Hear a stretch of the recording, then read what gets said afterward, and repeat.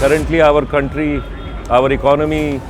is poised and is placed in a great position, and Excon, the timing is perfect, and I think going forward our country is going to be on great track of growth, prosperity, and infrastructure and manufacturing industrials are leading the way.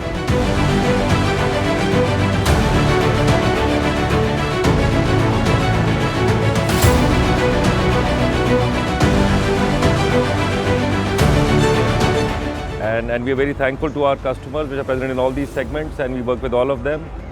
and for coming, for meeting us, for interacting with us. And we are very happy that all our new products, all our existing products